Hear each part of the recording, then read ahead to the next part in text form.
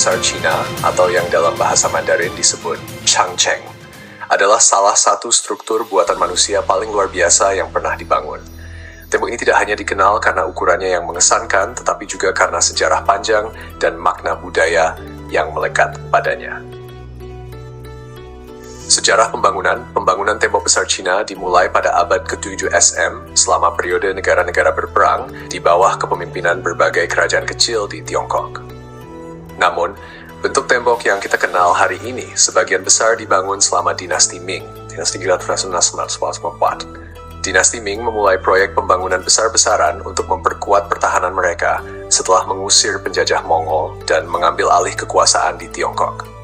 Tembok ini dibangun dengan tujuan utama untuk melindungi wilayah Tiongkok dari serangan suku-suku nomaden yang sering merusak dan menjarah peradaban Tiongkok.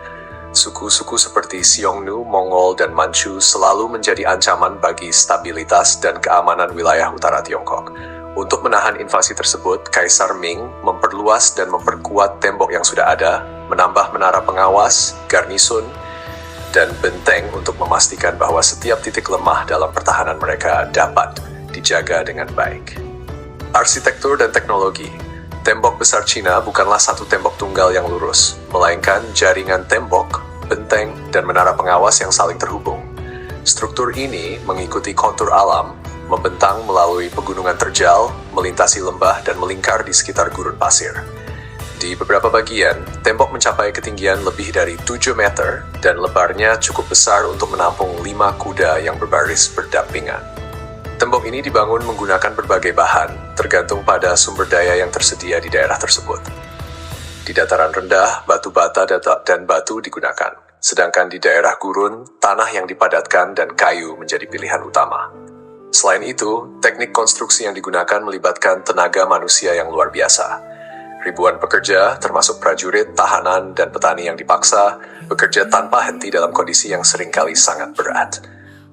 Banyak dari mereka kehilangan nyawa selama proses pembangunan, dan mereka yang meninggal seringkali dikuburkan di dalam tembok itu sendiri, menjadikan tembok Cina juga sebagai makam raksasa. Fungsi militer dan strategis.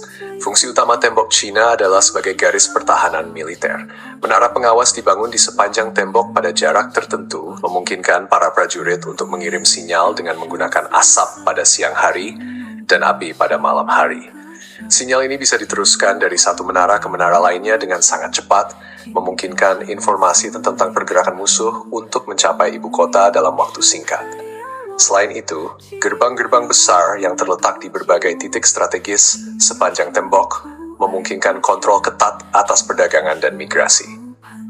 Gerbang ini juga menjadi pusat ekonomi lokal karena pedagang sering berkumpul di dekatnya untuk memperdagangkan barang-barang mereka. Makna budaya dan warisan. Lebih dari sekadar struktur militer, tembok besar Cina adalah simbol kekuatan, kesatuan, dan ketahanan bangsa Tiongkok. Selama berabad-abad, tembok ini menjadi bukti ketekunan dan kerja keras rakyat Tiongkok dalam menghadapi tantangan yang luar biasa. Di dalam tembok-tembok ini, tersimpan cerita tentang pengorbanan dan keinginan untuk melindungi tanah air dan budaya mereka dari ancaman luar. Pada zaman modern, tembok besar Cina telah diakui sebagai situs warisan dunia oleh UNESCO pada tahun 1987 dan menjadi salah satu tujuan wisata paling populer di dunia.